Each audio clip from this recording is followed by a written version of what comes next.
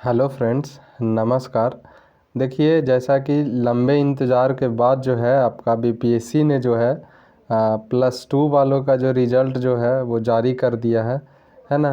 जिसमें कि देखिए लिखा हुआ है कुछ नोटिफिकेशन जो है नोटिस दिए हैं उन्होंने। कह रहा है ये जो है अध्यापक नियुक्ति प्रतियोगिता परीक्षा इस शर्त के साथ प्रकाशित है। उसका जो परीक्षा फल है, मतलब उसका रिजल्ट जो है इस शर्त के साथ प्रकाशित किया गया है कि प्रशासनिक विभाग के द्वारा नियुक्ति में काउंसलिंग के समय अगर जिनका भी ये जो शैक्षणिक अर्हता संबंधित प्रमाण पत्र की जांच मूल प्रति से की जाएगी, जिनमें असफल होने पर उनकी पात्रता परीक्षा यानी जो है दोनों स्वतः रद्द हो जाएगी। यानी इस स्टेंजा का मतलब ये हो रहा है यहाँ पे कि जैसे ही आप जो हैं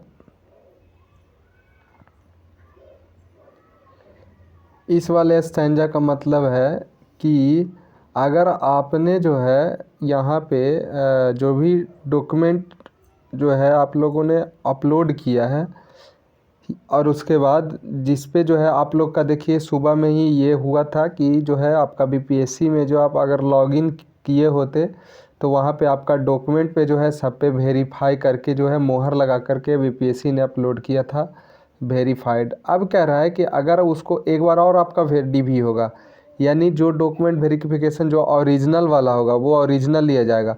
अगर इसमें आपका मिसमैच होता है ना, तो मिसमैच होता है तो उस कंडीशन में जो है आप क्या कर सकते हैं, तो उस कंडीशन में आपको जो है जो ज्वाइनिंग जो है वो रद्द कर दिया जाएगा, यानी रिज़ल्ट जो है स्वतः रद्द हो जाएगा। ठीक है। दूसरा चीज़ देखिए, तो दूसरा चीज़ जो है यहाँ पे ये है कि इसलिए आवश्यकता है कि अभ्यर्थी द्वारा ऑनलाइन फॉर्म भरते समय अपलोड किए गए दस्तावेज़ को डाउनलोड कर सत्यापन के समय सक्षम प्राधिकार प्रशासनिक विभाग समक्ष उपस्थित करेंगे। अभ्यर्थी द्वारा अपलोड किए गए सभी दस्तावेज़ पर डाउनलोड करने में उन्हें स्वतः रजिस्ट्रेशन वाटरमार्क अंकित रहेगा। तो इसका ये हुआ कि जो ऑनलाइन फॉर्म भरते समय जो भी अपलोड किए वो वांछित जो है वो आपके पास दस्तावेज होना चाहिए और उससे सब में वाटर मार्क जो है ना, उस टाइप का एक गोल टाइप का होता है उसमें अंकित रहेगा।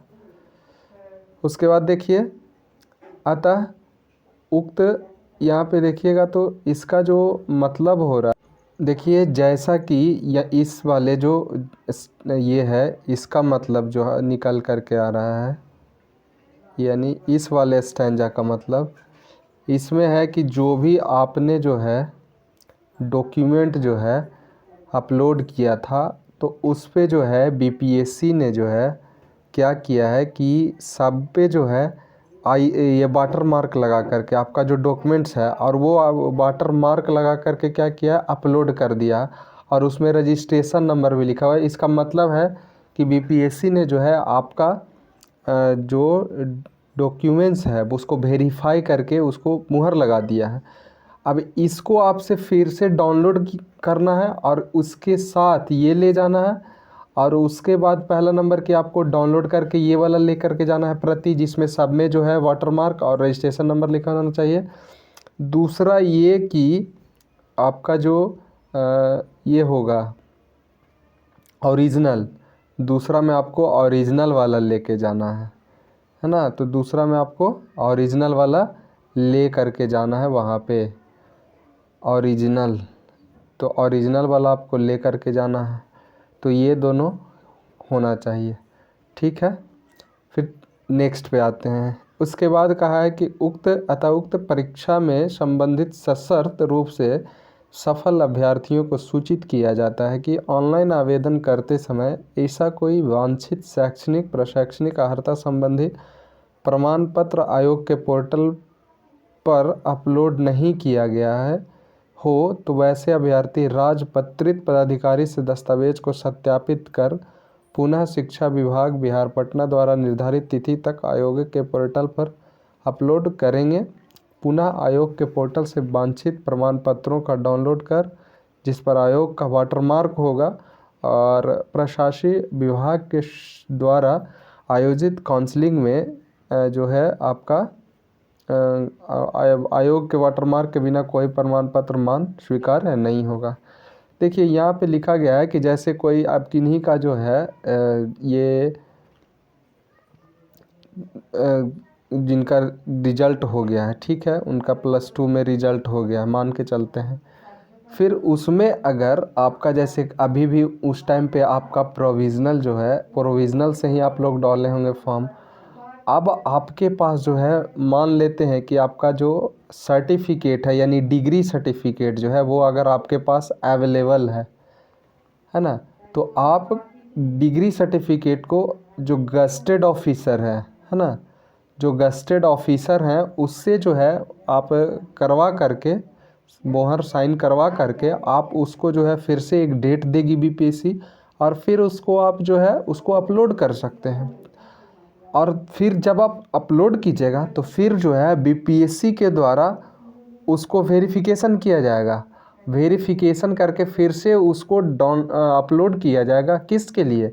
वो वाटरमार्क जो साइन है वो फिर से लगा करके वो आपको अपलोड करेगा, और फिर वो आपको ऑफलाइन में भी वो पेपर आपको प्रोवाइड करवाना है, तब आपको मान्य होगा। अन्यथा वो बिना ये वाटरमार्क बीपीएससी के द्वारा लगाए डॉक्यूमेंट्स को वो वैलिड नहीं मानेगी, है ना। तो ये बात को ये कहा गया है। दूसरा नेक्स्ट पॉइंट पे अगर हम लोग बात करें तो नेक्स्ट पॉइंट में हम लोग आ जाते हैं अभ्यर्थी के जो स्वास्थ्य या दिव्यांगता से जो संबंधित प्रमाण पत्र की जांच प्रशंसा विभाग द्वारा कराई जाएगी। तो इसमें जो है लिखा हुआ है कि आपका हॉस्पिटल में जो है IGIMS एम्स से कराई जाने, नहीं तो दिव्यांगता का लाभ लिए बिना गुणागुण के आधार पर क्यों नहीं सफल घोषित हो जाते हैं। ऐसा इसलिए आवश्यक है क्योंकि उन्हें दिव्यांगता के आधार पर ही परीक्षा में अतिरिक्त समय का लाभ दिया गया है। और अगर आप ऐसा नहीं किए हैं, जांच के क्रम में अगर यहाँ पे दिव्यांगता का दावा सही नहीं, तो सरकार निर्धारित मानक से कम दिव्यांग पाए जाने पर पात्रता स्थापित नहीं होने की स्थिति में ऐसे अभ्यर्थी को कदाचार की श्रेणी के मानते हुए आपका परीक्षा फल स्वतः रद्द हो जाएगा। ठीक है, अगर आप उस जो भी गवर्नमेंट का जो भी मानक जो दिया गया है दिव्यांगता के लिए, है ना, तो उसमें आप खरा नहीं उतरिएगा तो आपका जो है रिजल्ट रद्द हो जाएगा। नेक्स्ट में जो है क्रमिक एवं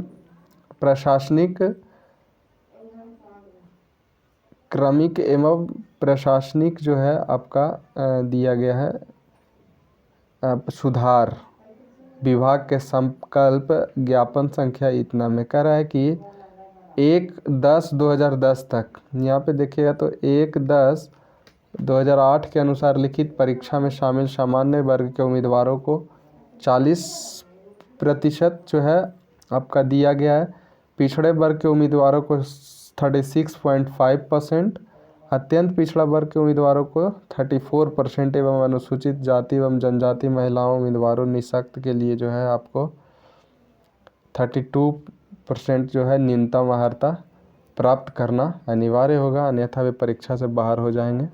ठीक है, तो इस तरह से इतना चीज़ लिया गया। आपको अच्छी तरह से जो है मैंने समझा दिया है इस चीज़ को, तो आप जो है इस चीज़ को इस वीडियो को जो है अगर अच्छा लगे, तो अगर हमारा समझाया हुआ बात आप लोग को अच्छा लगे तो आप वीडियो को लाइक कीजिए, सब्सक्राइब कीजिए और चैनल को सब्सक्राइब कर दीजिएगा। Thank you.